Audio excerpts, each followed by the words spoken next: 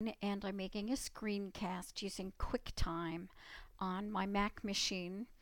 I've been struggling with how to wrap my head around this project. As you may know, was out for about a month, so I'm trying to catch up that momentum that I had previously uh, been filled with. So I think I'm kind of getting there. So please bear with me. I'd look forward to your feedback. I'm building this project in iBook's Author. It's quite a hurdle for me because I really have never used it before. This is the cover page that people will see as they open their iBooks. And remember, this is going to be as they're scrolling and sweeping their hand from page to page. This is the opening page that they will come to, and it explains the where and what fors of the project. I've got it built so that it's a chapter book, which I think is pretty funny because we talk about that in elementary school and lower school readings. But again, I've set it up as a chapter book, and the first chapter is, so why do we have to do this? And I cite Fortuna, formatting issue, as the basis that motivated me to build this project. I explain in chapter 2 what this means and why it's so important. And I ask the essential questions. Is it the same as it was, and will it be now, later? The next page is a half a page, and you'll see that this is where I give the participants the opportunity to see that the Carol Fortuna article was really a really important turning point for me in this course. So I've asked them to read it. I haven't quite figured out how to give them access to it, but I would like them to try and create a blog so that they can do what we do and we can all read it. I may go in and have them do one blog. Again, that's a logistics issue for me right now. And the extra challenge I've given, I want them to create a vocabulary list, but the extra challenge is getting it to post it to their blog. Some of them may or may not be able to do that.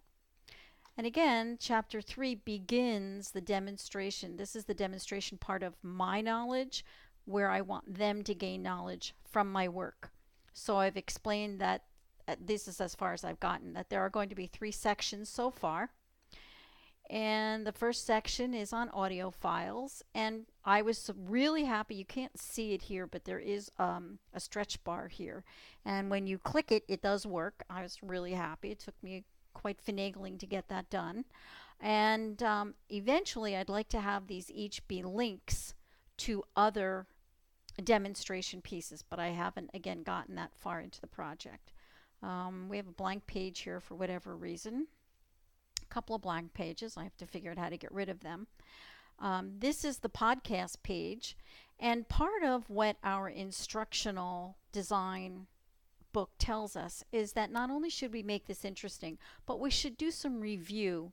We call it assessing prior knowledge, if you will, for different educational pieces. So here is my piece that assesses them.